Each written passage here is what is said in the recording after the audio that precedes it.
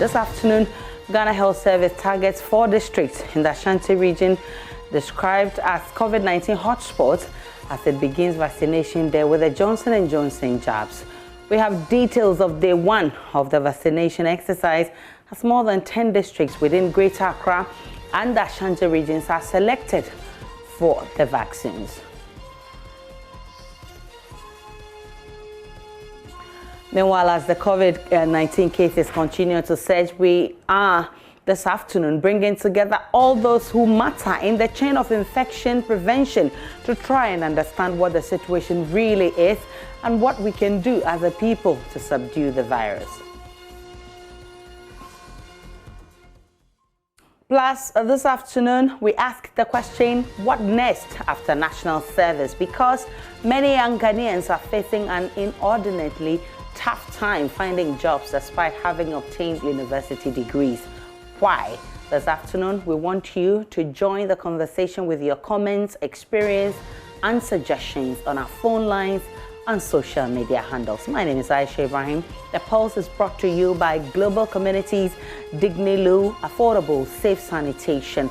We are also streaming live, and like I said, tweet at us on with the hashtag The Pulse. My personal handle is at the Nana Aisha. I'm excited to host you.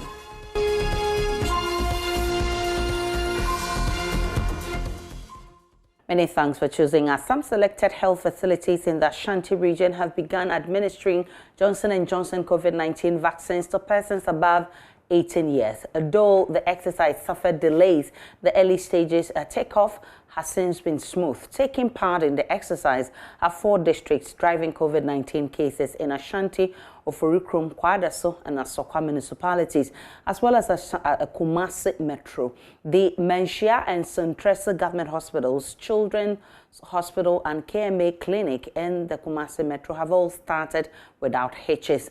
At least 150 people have been vaccinated at the Suntresa Government Hospital Center in the Bantabansa Metro, where 8,000 people are expected to be vaccinated during a visit by a news team at about 2 p.m. Ohementeria earlier interacted with some people who had turned up for the vaccination. How long have you been here? About 30 minutes. Wow. Yeah, I came here about 12 p.m. It is almost 1. Now that you are getting ready to take the vaccine here. So when you came, did you meet other people who are already here, or you were the first person to arrive? No, I am number 22. Some are here since morning after they hear the news that today, 13th, the vaccine was started and end 18th.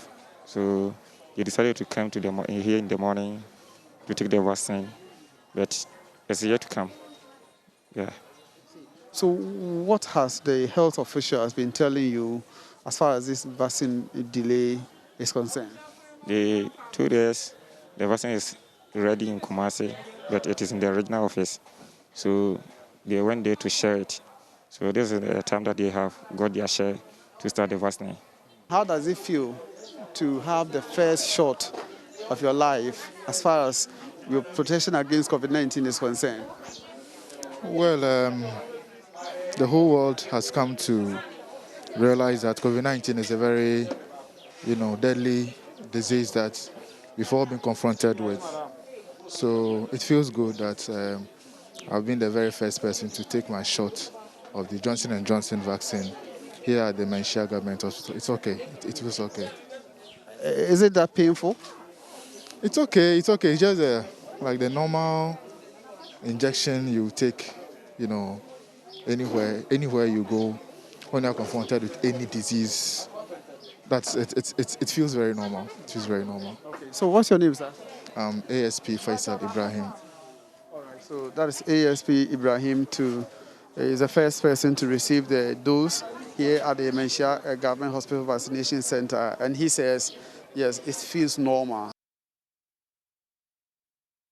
Ohementeria interacted with public health nurse at Menchia Hospital on the entire process. Persons talking about the process and says it's been very smooth. Starting today for the 3rd phase of the COVID vaccine.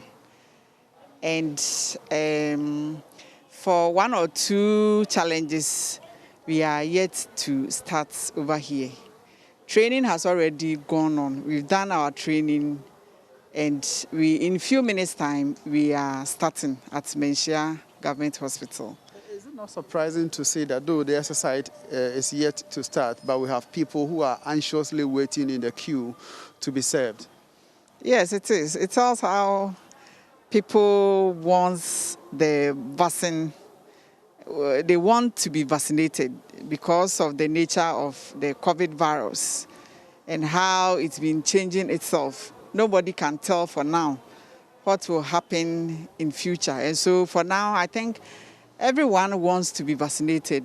And so with a little information that we have vaccines, people are rushing to be vaccinated. Even before the vaccine came in, people were calling to ask when the next batch will be in. So people are anxiously waiting for them to be vaccinated. Yeah, you talk about some challenges that you faced. What are some of these challenges that you mentioned? Yeah, after vaccination, records has to be taken, and we have tablets that your information has to go on. So far, those that we've vaccinated, we have all their information on our tablets, so it can be viewed worldwide. Yeah, so that takes a lot of time, and for the tablets to be ready for us to be able to even queue in the information takes some time. We have to do some logging in, password and all that. And so that has delayed a bit, and we will soon be able to start. In some of the centers that I visited, there were concerns with the fact that the vaccines arrived late from Accra. Did you have a similar experience here? Yes, it's the same everywhere, but I will not say it arrived late.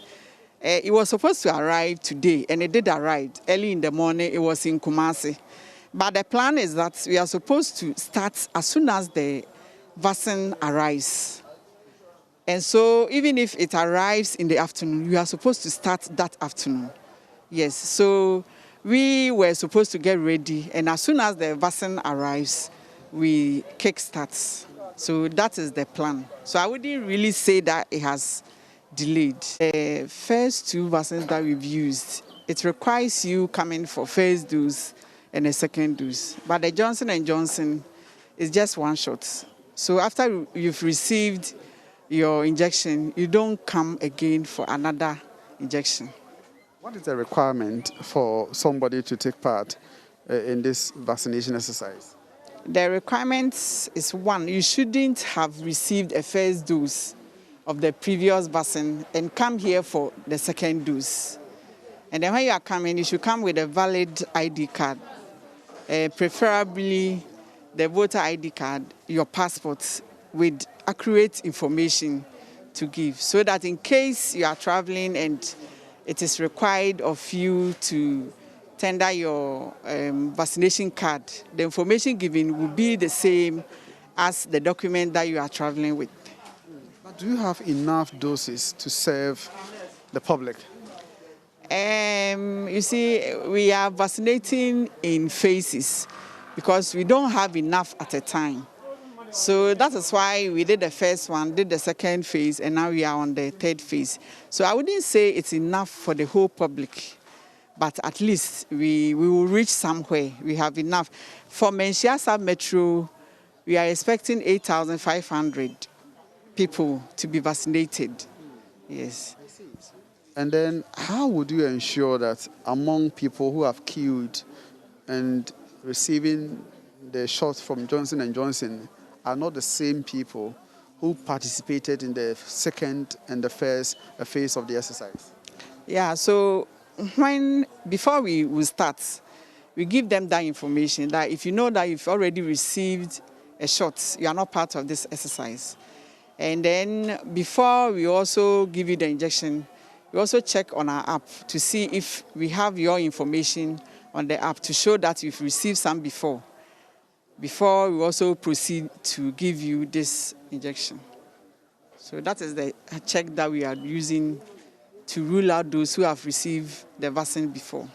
Is there any contraindication, side effect for somebody to receive this dose and then that of the AstraZeneca or Sputnik 4V vaccine? For side effects, we cannot say for sure. For someone who has already received the AstraZeneca and coming for the Johnson & Johnson, studies have not shown the reaction that would crop up. The main reason we are cautioning the public that if you've already received the Covishield, which is the AstraZeneca, or the Sputnik, please do not come here for the Johnson & Johnson, because we are not sure the reaction that would come up. Medical Superintendent Dr. Ejakun Opoku tells Ohimanteri of our health that some people who received the first jab of AstraZeneca vaccines wanted to participate in today's exercise were turned away. According to him, the health personnel took time to explain to those who have had the first jab of the AstraZeneca vaccine to desist from taking a Johnson & Johnson vaccine. We were made aware. It has been smooth so far. As you can see, we don't have the heckles that we had during the first vaccination exercise. Perhaps people have not heard about it, and we do hope that tomorrow people rushing in here. Reason with all things in order, making sure we have our canopies because of the rain. We also have chairs around.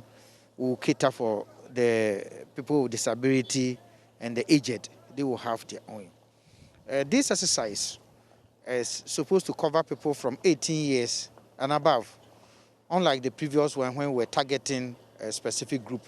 So all persons 18 years and above can come for their vaccine. It is open to all, and it is one jab. You just take one injection, and that's all. You don't come for the second one. There's nothing like the second. It's all in one. It's one menu. Once you take it, you take it.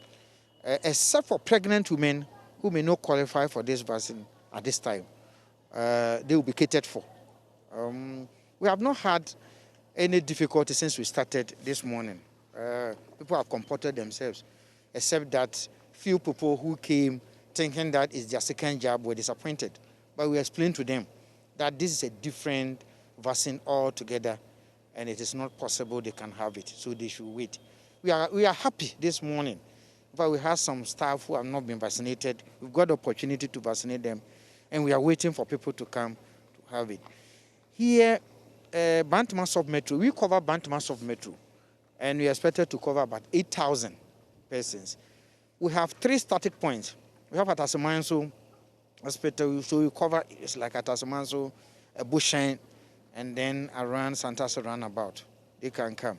Despite this, if you live in Kumasi and you can come here, you'll be accepted.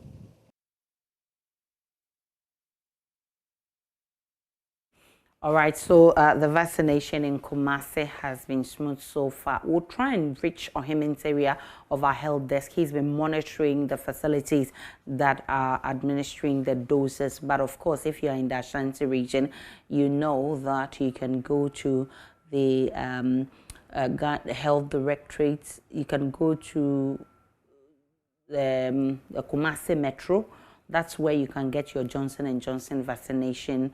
You can go to Maternal and Child Health Hospital, the KMA Clinic, the Menshia Hospital, and you can also go to Sepe Aprampram Health Center. You can go to Moshi Zongo Hospital, and then you can also go to Materdale Hospital and Sontreso Government Hospital, and also the County Hospital. These are the sites where the doses are being administered in Kumasi, the Ashanti region. My colleague Ohimanteri has joined me now for more. Ohimanteri, the day is almost ended. What can you say about the vaccination exercise? How has it been so far at the places that you've visited? Thank you, Aisha. I must say the exercise is still ongoing at the facilities selected to participate in this exercise. We are told by health officials that 4 districts in the Ashanti region, which are noted for increasing COVID-19 cases are the ones participating and will be benefit from this exercise. Talking about Kumasi Metro, we have Asokwa, Kwadaso, and then Oforikro municipalities. In all, each of the districts is expected to vaccinate not less than 8,000 people. So the health officials believe very well that though the exercise started on a very slow note, but they expect high numbers tomorrow. They expect many people to besiege these centers to be vaccinated. At the Suntreso Government Hospital, for instance, that is the only point, or that is the only facility which has recorded the highest number of people being vaccinated.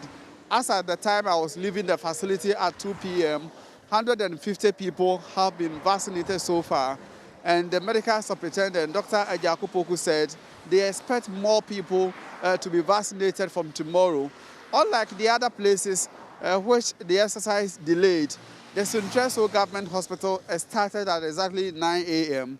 So you can imagine the number of people who have been vaccinated at this facility compared to areas like Menchia Government Hospital, where the exercise started at after 12 p.m. today. But the other area of concern is the fact that people who have already received their first jab of AstraZeneca in the Ashanti region visit some of these facilities, especially at the Suntreso Government Hospital, to receive their second dose. But health authorities wouldn't allow these people to have their way. Dr. Jakopoku says it took them time to speak to these people who benefited from the first and second phase of the exercise, for them to understand that, yes, this is not a situation for them to come and also participate and receive a second dose. So they should wait till authorities announce another date for them to also receive their second jab.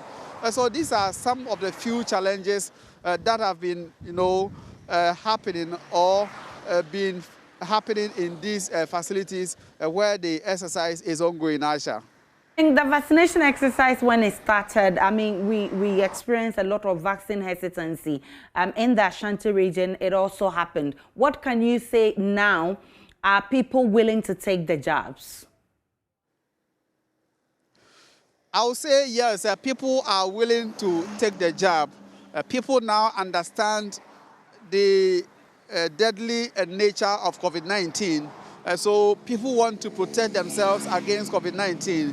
And that is why in all these areas that I mentioned, for instance, at the Menchia Government Hospital, when we visited the facility, even though the health personnel were, in a meeting, they were undergoing training to be able to work efficiently. There were people who had gathered and they were in a queue waiting to be vaccinated.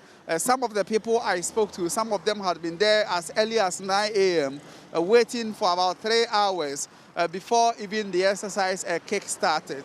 So, yes, residents of the Kumasi and the Ashanti region are prepared to be vaccinated, unlike the earlier first and second phase of the exercise, where there were some sort of disagreement, some sort of apathy among people. And even then, there were discussion among people that, the vaccine wasn't, there were a lot of reasons that people gave as far as the vaccine was concerned.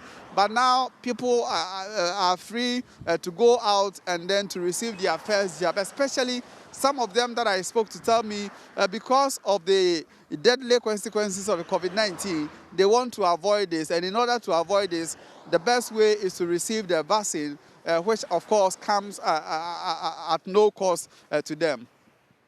Ohiminteria is our man in the Ashanti region. So how long is this going to happen in the Ashanti region? Do you know, Ohiming?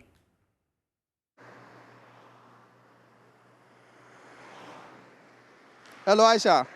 I'm asking how long this will happen in the Ashanti region. How long is the exercise? Yes, according to the health officials, the exercise, which started today, will end on the 18th of this month. So we have about 5 days for residents in the Ashanti region to go for the vaccine. So yes, every day between now and 18th of this month will be the day for the exercise.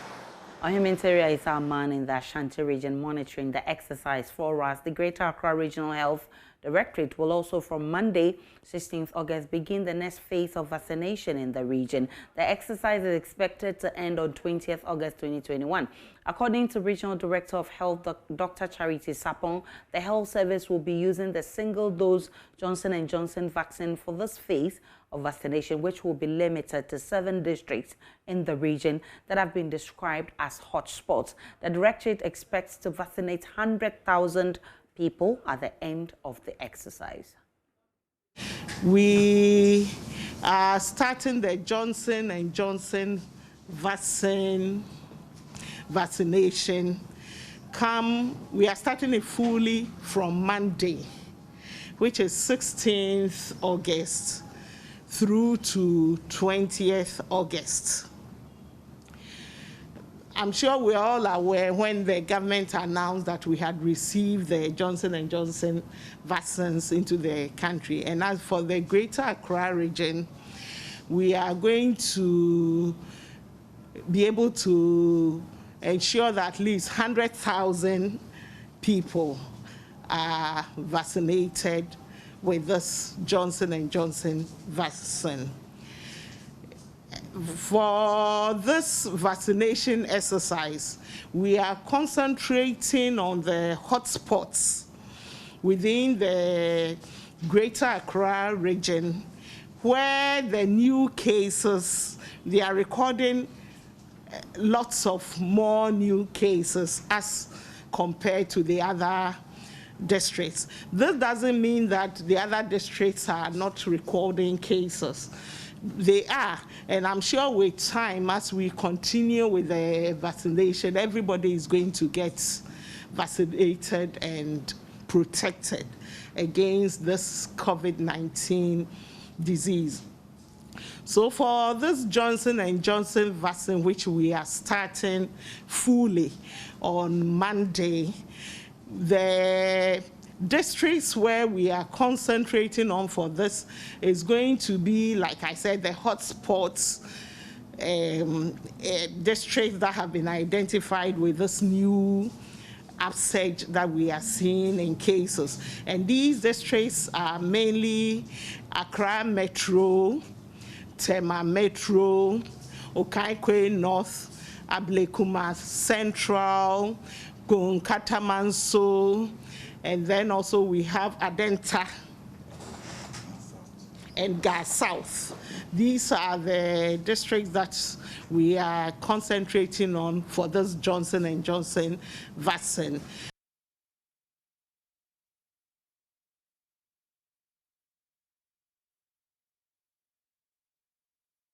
Meanwhile, the director says they will prioritize the aged and people with other comorbidities. Regional Director of Health, Dr. Charity Sapon, again. The eligible people who live there and have not been vaccinated, either with the AstraZeneca vaccine or with the Sputnik V vaccine that we did.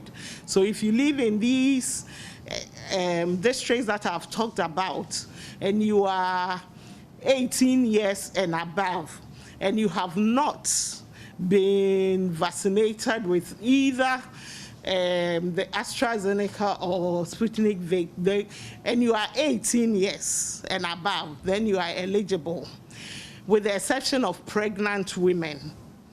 So anybody, individuals 18 years and above, they are all eligible, and who have not received any vaccination, they are all eligible. As usual, of course, priority will be given to people, the aged, that is 60 years and above, and also individuals that have either other comorbidities, you know, the priority will be given to them. But then at the end of the day, everybody who is within 18 years and above is eligible, but you must be living in these districts that we have spoken about.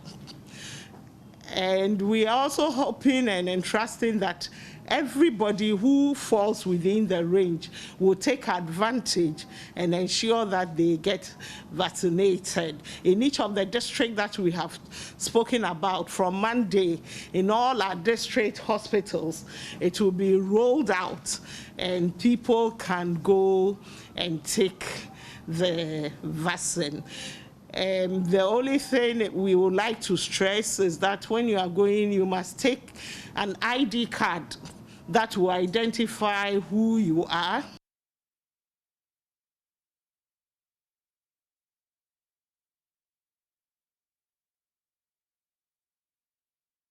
Let's now check updates of the country's situation as far as COVID-19 is concerned. The country's new cases now stand at 308, confirmed cases 109,736, active cases now 6,440, and recoveries has been 102,390. The death toll is now 906, and you can see on that map there, the red circles indicating the hotspots in the country, led by the Greater Accra region, followed by the Ashanti region. This afternoon, we have a bigger conversation on COVID-19. We have all the people who matter to tell us why we're here, why we are not getting out, and what to do next as far as curbing the pandemic is concerned. We'll take a break. We'll bring you that conversation shortly.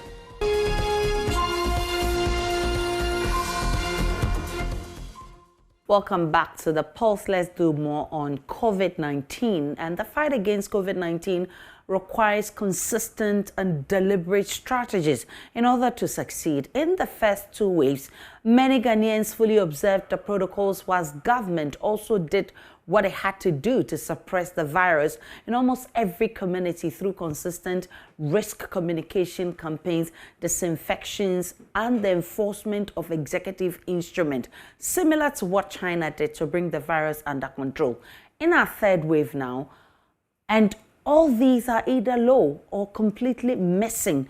Individuals are no longer taking precautions. The assembly seem to lack the enforcement power, and governments seem to have also cooled interest in fumigating markets, schools, lorry stations, and other public places. Even the regular COVID-19 updates appear to be suffocating underwater. In the midst of this, many continue to contract the virus, with the Delta variant now said to be dominant, fueling more severe and critical cases and much worse deaths. We definitely know how we contained the virus in previous waves. So why have we allowed COVID to batter our country and stretched our health facilities? This afternoon, we've brought together all those who matter in the chain of infection prevention to try and understand what the situation really is and what we can do as a people to subdue the virus. Dr. Da Costa is joining me this afternoon. Dr. Da Costa Abuaje is Director of Health Promotion at the Ghana Health Service. Also in this conversation, Dr. Kofi Boni, who is a senior research fellow at the Noguchi Memorial Institute for Medical Research, will be joining us. Joyce Efutu is Director for Communication at the NCCE on Education. He'll be joining us also.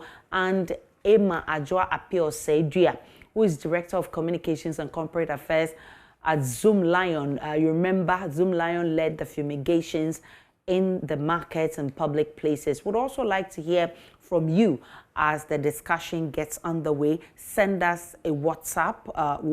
The number will be on our screens. You send us a WhatsApp, and we'll also open the phone lines for us, for you to send us your comments. We'll be reading them here on the Pulse. Let's start with you, Dr. Boni from Noguchi. Why are we here? I thought that we were making a lot of progress in our first and second waves. All right, so Dr. Boni, if you cannot hear me, let me go to Dr. Da Costa. Dr. Da Costa, I spoke with you a few days ago, and you assured us that the Ghana Health Service was in charge and the Ghana Health Service was intensifying efforts to ensure that we overcome this challenge. It does appear that our cases are getting worse by the day. Hello, Dr. Da Costa. All right, so I think Dr. Da Costa is also now trying to join. Dr. Da Costa, are you back? All right, so Dr. Da Costa, I'm asking you to tell me why our cases are getting worse by the day, because you assured me on this same platform a few days ago that you were intensifying efforts to curb the situation. Thank you very much. I think you know that now the Delta variant has actually taken over from the Alpha, as it was put forward by our scientists. Now, the transmission of that is obviously very variant and rapid. So what we now have to do is to appeal to people to wear their face masks, to make sure that they comply with the safety protocols. In fact, since I spoke to you, we have actually been engaging all the regional ministers to make sure that the various RECSEC groups are actually activated with the AMA task force to make sure that they enforce the COVID-19 rules in their various regions. Just this afternoon, the Volta region, which is an emerging hotspot, the regional director issued a statement to enforce the COVID-19 safety protocols. Ashanti region are further engaged with the regional director of health service and also the regional minister, and they are also making sure that enforcement is enhanced.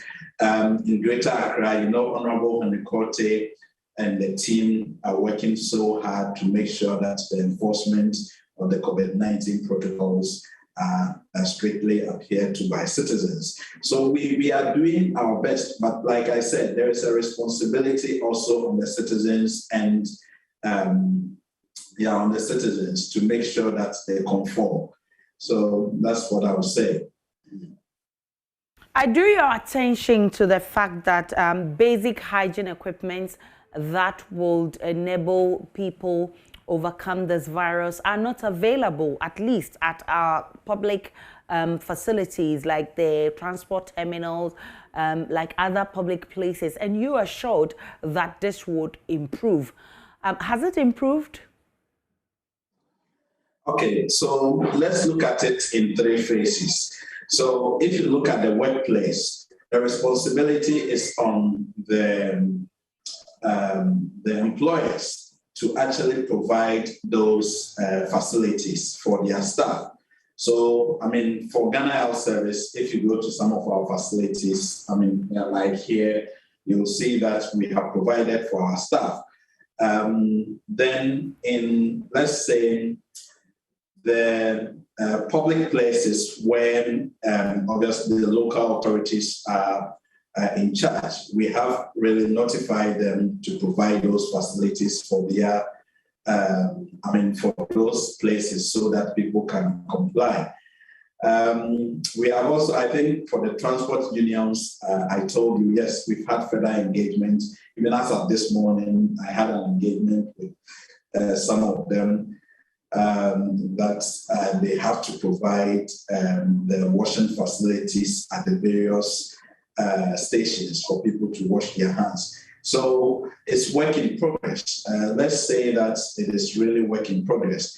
You certainly know that when the disease actually goes down, then the behavior of the citizens also changes. So now I'm doing some Zoom call. We are trying so hard to make sure that the citizens comply. And it's exactly what we are doing with our various stakeholders. No, I'm yet to see it. Dr. Da Costa, hold on for me and let me bring in Joyce Futu, who is the communications officer at the NCCE. Your duty is to inform and educate the people on their constitutional rights.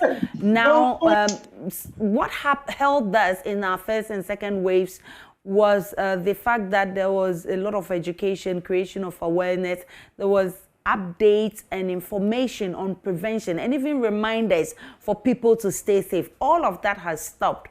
What's the role of the NCCE in getting this running?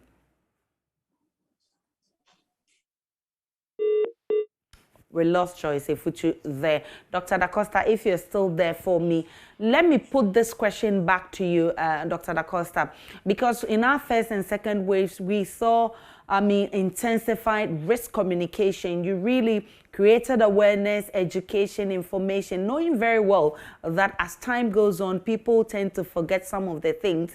We've not seen much of that in this third wave. And the reason people are getting more infected, why have we stopped the communication? Thank you. Let me say that we haven't stopped the communication.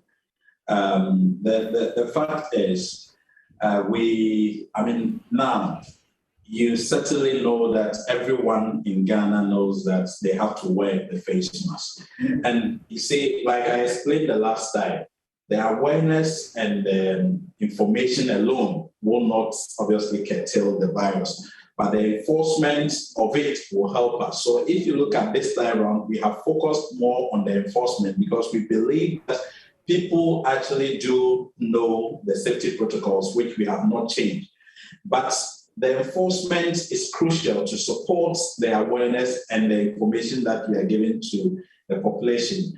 I told you last week that for Ghana Health Service, all programs that we do, we educate the population, and it has become part of our normal programs that we do. So we have not stopped. We have intensified community engagement activities, the traditional leaders, the churches. I'm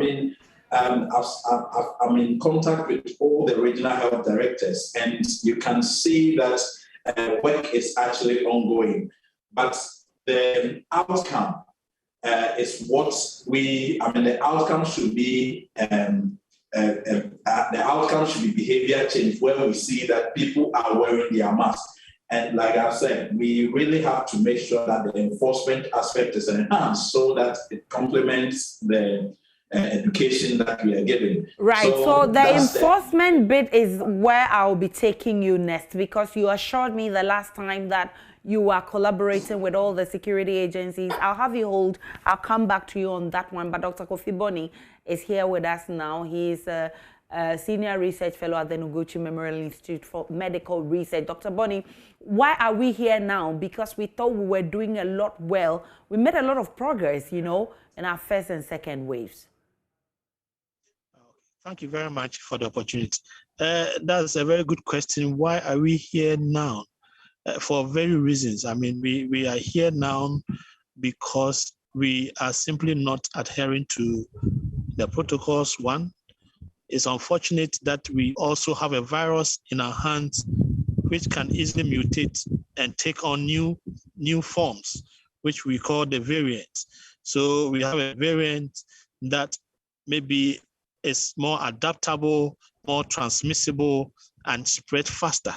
So that is that unfortunate bit. But then if we are keeping to the measures that we know, I think the level of talk about the spread will not be as we are seeing it. We will keep having the virus continue to mutate so long as there is, it's circulating in the population, because that is how viruses are. But then we, on our part, can let it go down, the spread go down, if we keep to the simple measures that we have in place. So we are here now because, one, we unfortunately have a virus in our hand which can easily mutate, take on new forms, and become more transmissible. And the second thing is that we are simply not adhering. A lot of people are not keeping to their protocols. That is why we are here now, I mean, to answer your question. Dr. Bonnie, what is so different about this Delta variant we're told is causing a lot of wreaking havoc in our hospitals? We're told that, is it not the same virus mutating the first one we saw? Yeah, if you say the same virus, then it's not. Because you see, viruses need to more or less adapt. If they are growing and maybe we are applying some measures to reduce their growth, they will also have other mechanisms to evade the kind of measures we are applying to. So these viruses more or less changes because they grow very fast. So they change in their genetic makeup, and that will result in a slightly different variant, in other words, subset of what we used to have. If they change in their genetic makeup and they bring up new proteins, some of them can help them to adapt better. Some of them can also help them not to adapt better. But unfortunately for us, we had changes that help them to adapt better. Adapt better means now they can infect more cells. Infecting more cells means they can have the ability to cause more disease. And if they cause more disease, one become more infectious. So if you become more infectious, you tend also to give the virus out to many people. So this is what we are having. So long as there is spread, we are going to have this virus keeping mutating, to keep changing. So if we don't curtail the spread, then it is possible we can have different variants in the near future. That is, if we still have this virus circulating in the population at the rate at which it's doing now. So long as there is spread, we will have these changes. So the virus we have is different from what we used to have because there has been some changes in the genetic makeup that has made it more adaptable, more transmissible, or more contagious, more transmissible, and now it's causing more havoc in the population. So it's different. Great. So one of the things that really helped us to control the cases during our first and second waves was the fact that we were fumigating markets and other public places. And you know, Zoomlion was championing that cause. Thankfully, Emma Adjoa P.L. she's Director of Communications and Corporate Affairs from Zoomlion. She has joined us. Emma, let me put this straight to you. Why have you stopped the fumigation?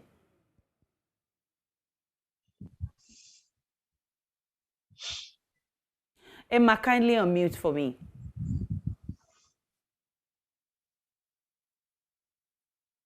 Hello, Emma. Okay, thank you. Can you hear me now, please? Great. Thank you.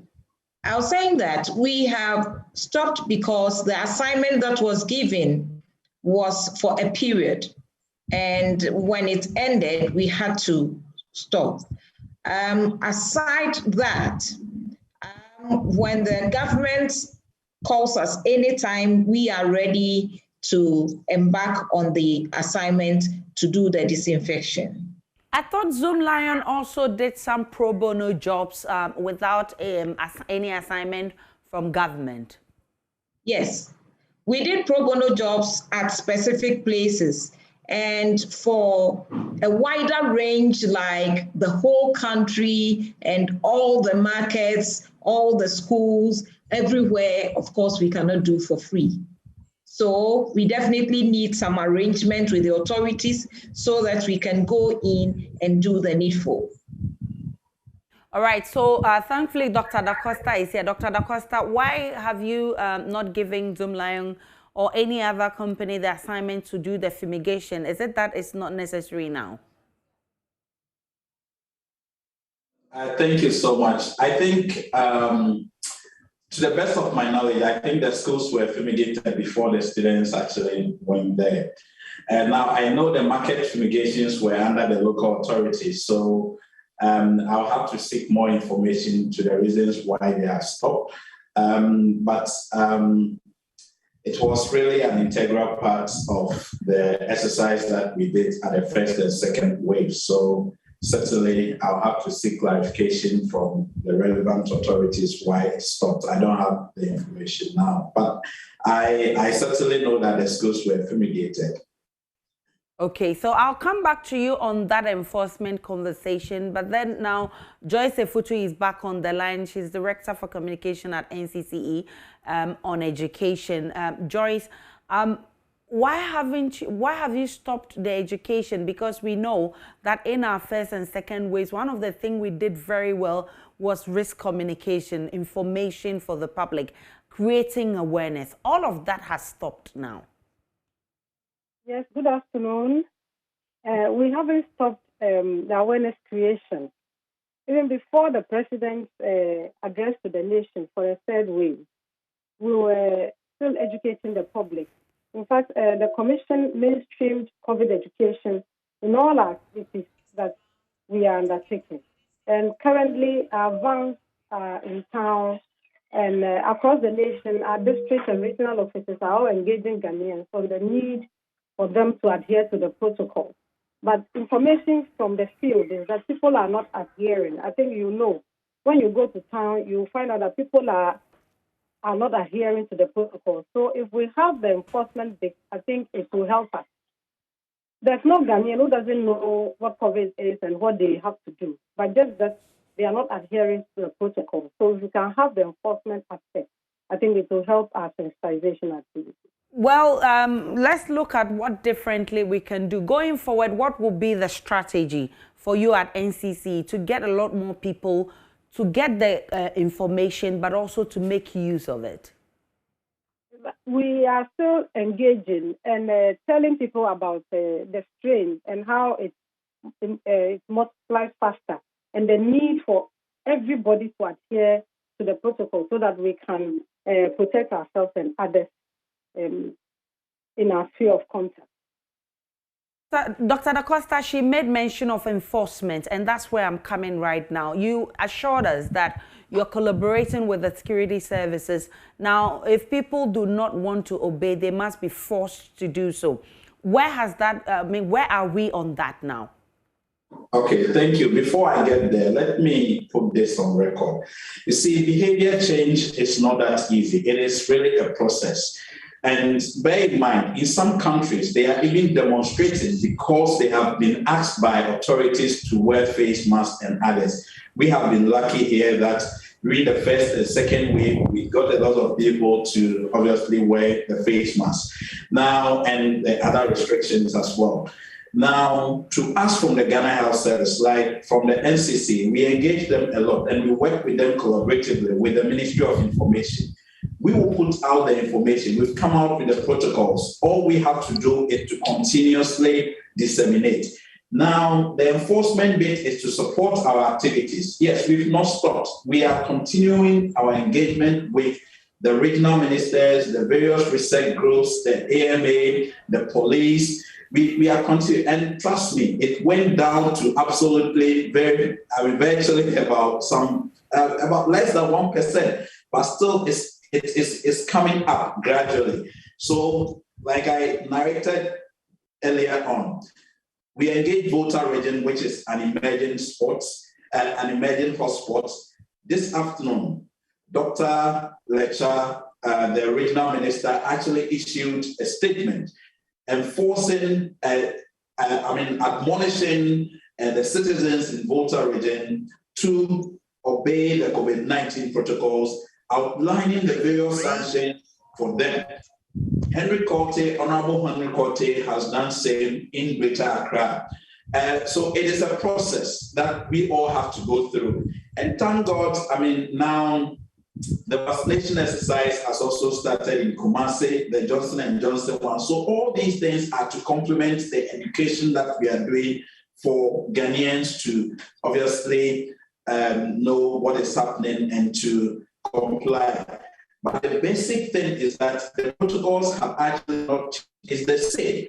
So let us also do our part. The responsibility bit also is on the individuals, which is the citizens, to make sure that we are doing our part to support the Ghana Health Service and the stakeholders involved for us to achieve the zero infections that we have set for ourselves. This is a very important thing that we need to ensure it happens. But Dr. Bonnie, what is our fate right now as a country? Thanks. I always say that if we take it upon ourselves to make sure that we keep to the protocols, we keep to the measures in place, we will have the chance of getting rid of this virus. Look, a lot depends on us as individuals, though the government has a role to play. If you talk about our vaccination record, it's woefully inadequate, it's bad. But I know the government is trying to do something. Yes, they are doing that, but we also have a role to play. We have to make sure that we keep to the measures in place. It is as simple as that. The virus, the way it is, if we are able to stop its spread, then we'll be able to contain the virus. But if we don't do that, then we can have several waves ahead. Because so long as the thing keeps circulating in the population, then we are going to have new variants. And the new variants can be better or they can be worse. So that is what I think is our fate. We need to keep to the measures. If we keep to those measures, I think we'll be smiling at the end of the day. So that's the message I have. All right, and Emma, let me ask you this. Now that we've all agreed that the fumigation did a lot good, what would it take for you to get back to job? And also, are you planning to support government by doing more pro bono jobs? Right. I'll take it from the bottom. Yes, we are ready, ever ready. We have prepared ourselves. We have equipment. We have trained our personnel. We have given them their PPEs so that anytime we have to move, we are moving. One thing I would want to say, which my colleagues have already mentioned, is that it played a very significant role, the disinfection, in curbing the menace earlier. So now that we have a stronger version that is wreaking havoc, we have also resorted to getting new chemicals that are stronger and also human friendly and which has more residual effect that can stay in the system for longer. Because one thing that will happen is if people are not adhering to the protocols, for instance, they are not doing the social distancing like we saw in your shot, and they are not wearing the mask as expected to be worn, then what we can do is to do the spraying so that the residual effect will hold in the atmosphere, and if infected people are around or not, we are sure that there is something that is preventing it from spreading. So we are very, very much ready to move. I'm grateful for your time. Emma Adjoa Apia Oseidria is with Zoom Lion. Joyce Efutu is with NCCE. Dr. Dacosta Boaje is with the Ghana Health Service. And of course, Dr. Kofi Boni is with the Noguchi Memorial Institute. I'm grateful that all of you joined us, ladies and gentlemen. Now, it's another time of the year again where graduates here in Ghana have completed their mandatory one-year service. Their exit paves way for another batch of graduates onto the job scene. Those who were fortunate to have connections or proven themselves during the period are given a contract or put on probation. Now, thousands, however, who fail to fit into any of these categories return home and begin a frantic search for jobs. But for what job exactly? Indulge me this afternoon as I engage graduates and HR professionals, a career and job counselor, as we discuss this bread and butter issue. Joining me via Zoom right now to start the conversation is Daniel. He served as teaching assistant at Legon, Joshua Worship Frimpong, and he's also served at Parliament. Many young Ghanaians are facing an inordinately tough time finding jobs despite having obtained university degrees. Why are we here? Senor Ajabing is also a labor consultant. He will be joining this conversation. Let me start with Worship. Worship, I want you to share your experience as a graduate and what it has to take you to search for that job, even after your national service. Well, thank you for having me. It's a privilege to be here. Am I loud and clear, please? Loud and clear, we can hear you. Thank you. It's always exciting as a graduate when you're done with school, but it gets daunting when you think of the fact that you have to start preparing your path to securing your future. It becomes a big struggle and a hurdle for many young graduates because many of our institutions do not give us exactly what the job market requires. Literally saying that our educational system in the present day leaves a lot to be desired. I served in Parliament, and fortunately for a few experiences I had in school, for a few opportunities I took, and internships and doing some services, some volunteering services for some institutions, it afforded me the luxury to be able to learn some of the skills that our institutions would not give you. There's no lecture in the university that will take you through writing resume, writing CVs, proposals, and all that. And these are some of the basic things that university students need to know, and some of the things that many organizations use.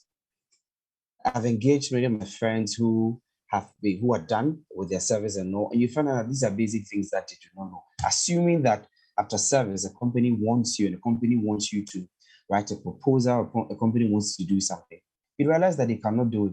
And that is because they have gone to the school, they have learned their courses, they have read everything, but these basic things that would complement the things that they have learned, complement the certificate and the degree that they have acquired, are missing. And so our schools do prepare us. We cannot brush that off. But as to what exactly the job market requires, it is a whole discussion that we need to have with our institutions, our educational institutions, so that they shape all those important things inside there. You then get some of the students from Ashesi University, and you find that these students are very ahead of us in so many things, in terms of practicality, pragmatism, and all that. And I think that it's one of the things that if all the other institutions are doing would help us a lot. Now, Ebo Daniel, who also served as teaching assistant at Legon, he's also here with us for this conversation. Ebo, what's your own experience? Thank you, Aisha. I side with Worship when he says that our educational system is largely theory-based and not practice, because I have witnessed same. And luckily for me, I had the opportunity of studying elsewhere. And so I could differentiate between the two. Over here, you realize that it is more about what you're able to produce at the end of the semester, at the end of the examination, what you're able to produce, and not necessarily if you actually understand what you are doing. And so a lot of students tend to memorize and then as we call it, chew and then pour it at the time of examination. And that is a very bad practice, because when you go out there for a job, they are not looking at just your degree, that you're a first-class student or you're a second-class upper student or any other. They're also looking at what competency, what you are bringing on the table. And most of the time, you find that a lot of students lack some of these skills. But luckily for me, just like Worship himself, whilst in school, I was also engaged in extracurricular activities. I have done media a bit. I have also volunteered with certain organizations and whatnot. I've served in various leadership positions. And so,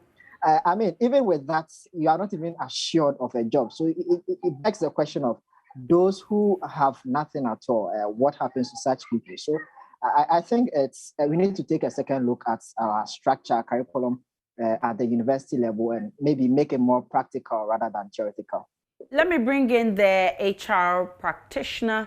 Now, I want you to tell me, what does it require for our students for the job market? What should students of today have before they can fit into the job market?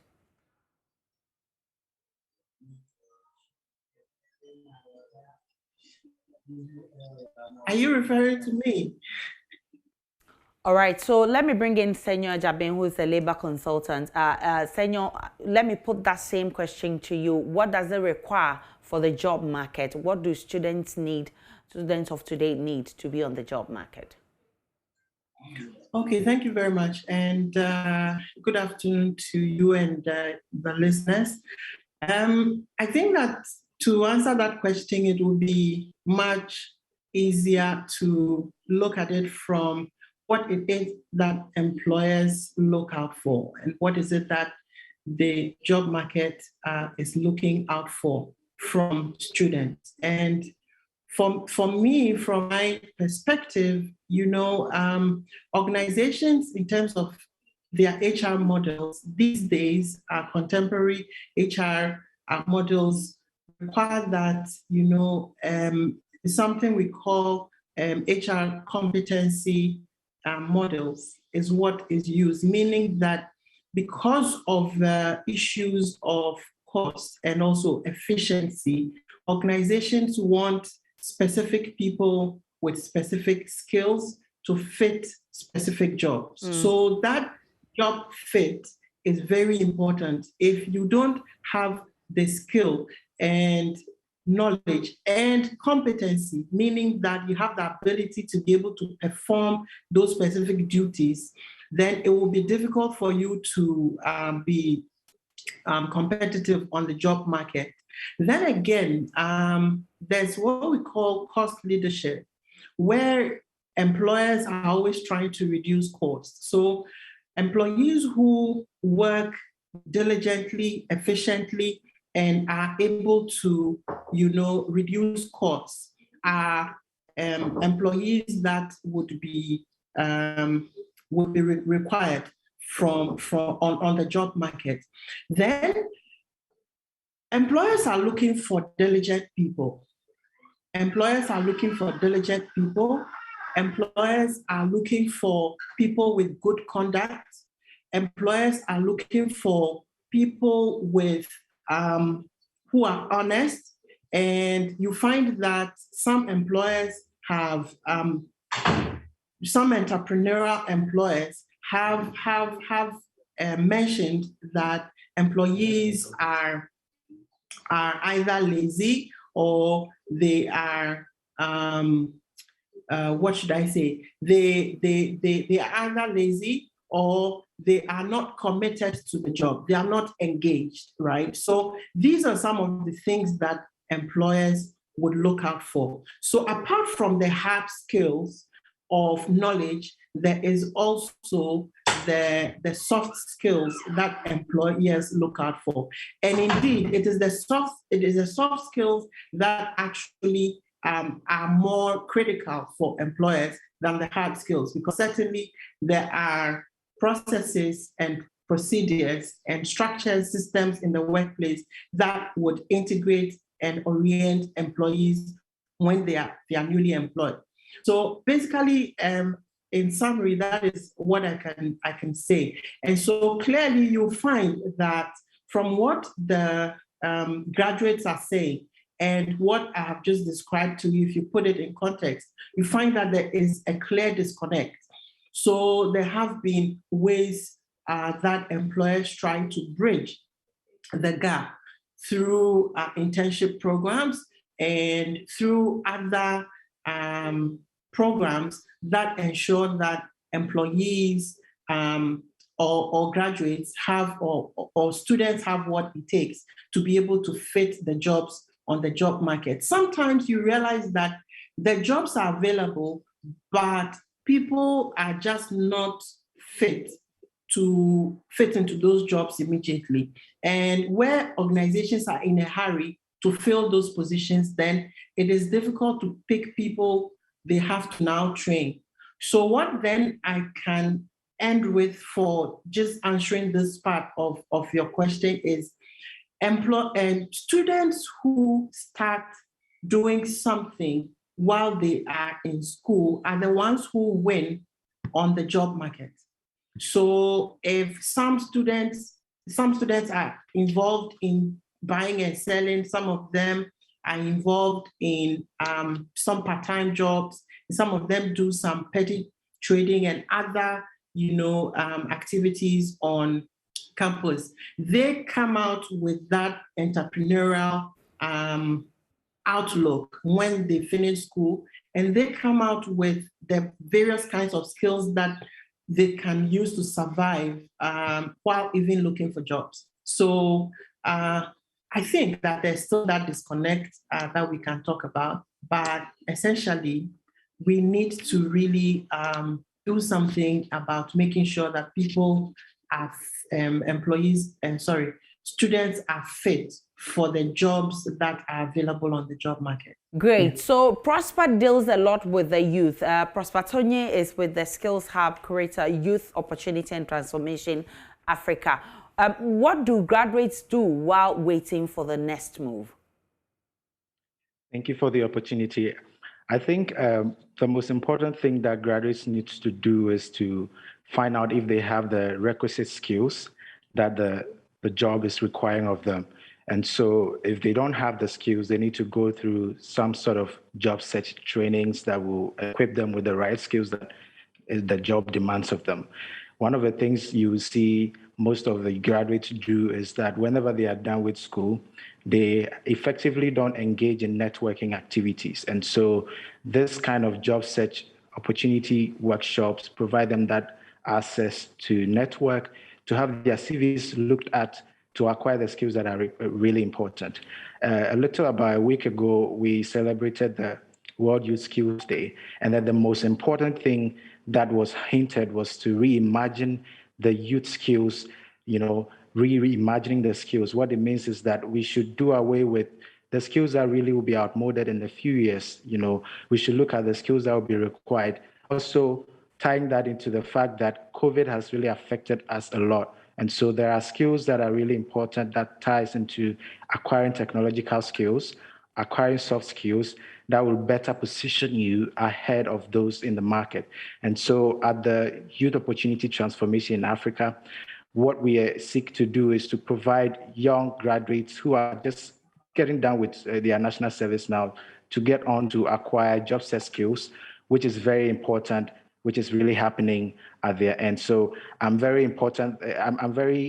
happy that I stress the word networking. Networking in the sense that you are bringing a skill on board, you are bringing something on board that will benefit the other person, not when you're taking. I could recount back in school, most of our graduates who finished school came back. And one thing that sets them apart is because whilst they were in school, they participated in some sort of activities that gave them the opportunity to learn more about the industry they want to get into. And so job search skills workshops are very important. And one of them we have is in the coming weeks, which will be very important for graduates to participate in. That would help them sharpen the skills that they don't have. That will help them get to know a bit more about themselves in terms of self-assessment. And other things that they could also acquire will be being more emotionally intelligent on the job, because right after a national service, most of them don't know what next. So what is very important for graduates to be doing now is to take advantage of networking events that they can share what they've learned during their national service period. They can also engage with prospective organizations and tell them what they've acquired and how that skill will be relevant to the job. And so I would like to throw this challenge to all the graduates, especially those that are home now, to take advantage of a job search workshop that we intend to run on the 25th and 26th. This will give them the rudiments they need to prep their CV, to really refine it, to also find out the kind of job search tips that will be really helpful to them. They should connect with us to get more information that will be relevant for them. So then after they are done, they are getting their jobs they need, they're starting businesses because they've already acquired the skills whilst they were in school. And this is some of the things that I'd like to share light on. Also on a job search are listening to you, and I hope they're taking some tips from what she said. But I want you to explain to me, where are you with your job search? Let me start with you, Worship.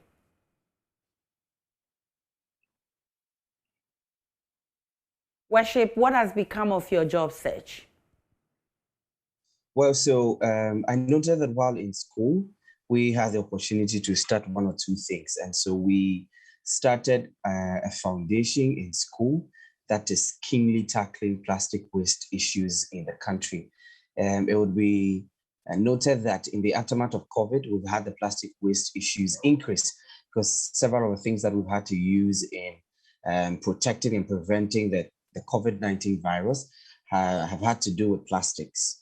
And so it has created a lot of issues that if we do not solve, we'll find problems. And that is what my organization is actually doing. I'm the executive director of it. And we are tackling primarily Jamestown because many of these plastics that we consume and dispose of improperly get back into our water bodies and affect us. And so I'm opening up the organization to many of our graduates who are looking forward into doing something to transform the society. That there's so many opportunities in some of these non-governmental organizations that can help you up your skill, that can help you move forward. And it's not always about going to the crowded and overcrowded sections of our economy, trying to fit in there when you know that there's a lot of issues there. We're open for you. If it has to do with volunteering, if it has to do with providing your services fully as a worker, we'll admit you. And while we are going through the processes of recycling the plastic, increasing advocacy and creating more climate change generations in the future, we're looking forward to bettering our society. Ebo, you want to share with us what has become of your job search? Ebo, kindly unmute for me. Okay, yes, I applied to a number of organizations, and yes, some of them you get the negative response, but luckily for me, just yesterday, I heard back from one of them, and it was negative, although the job is not assured. I think it's outside my field of study, but I mean, you make do with it, especially looking at the scarcity of job in our country. So I think for me, for now, it looks like there's some hope. All right, so there's some hope, and I wish you well in that job search. Hopefully tomorrow you will be telling us some good news from that. But let me wrap up with you, Senor, on the way forward. How well do you think that we can tailor our courses to meet the demands of the world? Hello, Senor. Senor, kindly unmute for me. Sorry. So, yes, you can hear me now, I'm sure. Great. This for me is a $1 million question, really, because we will have to fully overhaul our entire education system and then focus, apart from the technical knowledge and skills we imbibe in our students, also take cognizance of the soft skills that they would need to survive in the job market. I would also say that for final year students, while they spend some of their time to do the project works, that is the time they should be taking through some basic management courses, especially for career management, where they would go through processes to understand how a good CV looks like, how they can develop their own CVs, how they can network. Apart from social networking, we have professional networking, so that they can, prepare the grounds to be able to integrate properly into the job market and also into industry. Final thing I would say is that final year in school should really be used to bridge the gap between, so that even if it's a program that really might not be able to have a student easily get a job, the final year should be designed, or the final years, courses should be designed such that it integrates and brings both industry and the students together, so that year, the courses and the various activities that constitute the courses would make sure that the students are prepared for the job market. I'm grateful for your time. The final one, of course. Okay, briefly for me. Is the national service. Yes, so the national service program should really be used as the first year of work, so that people who are posted for national service, we should start doing categorization where people are posted to their fields of study, so that we do not waste the national service years, as the case may be. Because currently, once they go into national service, wherever they find that themselves, they find it more difficult to build on that, to look for, jobs that are fitting to their areas of study. I'm grateful for your time. Senor Ebo, Daniel, and Prosper. I'm grateful that you joined the conversation. We'll take a break.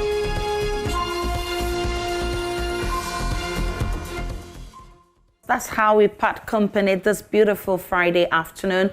And for more news, log on to myjoyonline.com.